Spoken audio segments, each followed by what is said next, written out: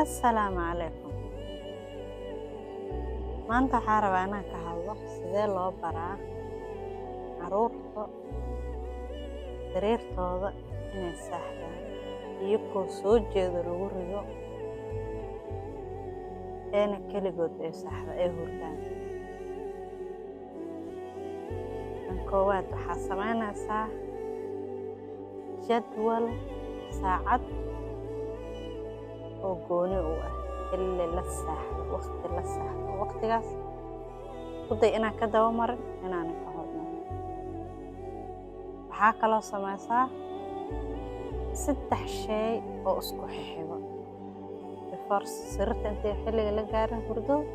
3 shay isku xixigo ka soo qaad cashaa siisay,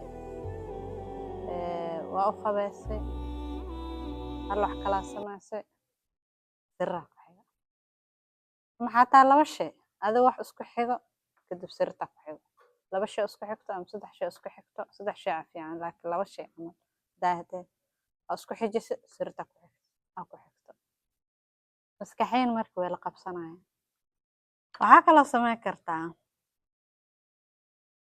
horta sariirta carruurta saaxanayaan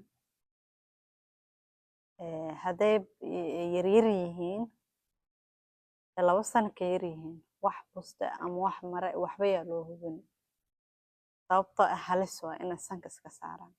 sariirtaas waa inay cidla ahaataa, sariirtooda iyo carruurta lagu rido.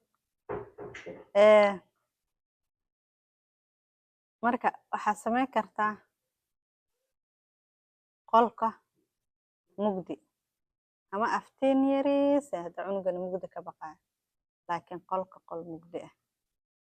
mida oo kale oo ugu fiican aad samayn kartid oo cunuga maskaxiisana caawinayso waxaa weeye markaa qolka seexisid qur'aan aa u daartid, qur'aankana ka dhig 1 sheekh iyo 1 suurad sida suurooyinka dheerdheerka camal.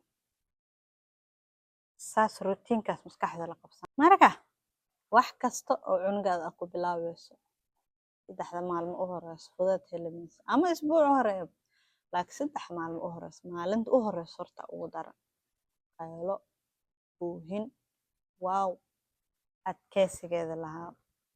marka waxaa kaa rabaa 3 maalmood u horeyso waxaa samaynaysaa ag fariisanaysaa, ma qaadaysid laakiin waa la hadlaysaa, saaxo ruruxaysaa xiris kastoo yar dhegdheg ilaa saacado badan uu kugu qaadanay. marka soo tasha 3 maalmood wixii ka dambeeya dhabarka u jeedinaysaa, mala hadlaysid shib, laakiin cunugii wuu ku arki karaa. haddii 6 maalmood qasab uu bara cunugaas uu baranaa, laakiin cala hadday bara weydan ee bara waayso ama ay bara waay ama uu bara waay 3 maalmo wixii ka dambeeya albaabka soo xiraysaa, qabshac wiiw waa kasii tagtay. hadduu ooye ehda kale asaa baranaya, quraankiisa u daartay, qolka xoogaa mugdi aftiin yar oo ugu dhigtay, aftiin yariis mugdi oo ugu dhigtay, howsha u dhamaysay, sida wax isku xiga waa samaysay, 6 maalmood waa la rafanaysay, waa ka tagaysaa. laakiin hadda adiga maalmaha u horeyso adkeysatid ballan waxaa weeye insha allah inuu cunugaas barto oo sariirtiisa fiixiisa dhac uu ku seexdo insha allah. asalaamu calaykum.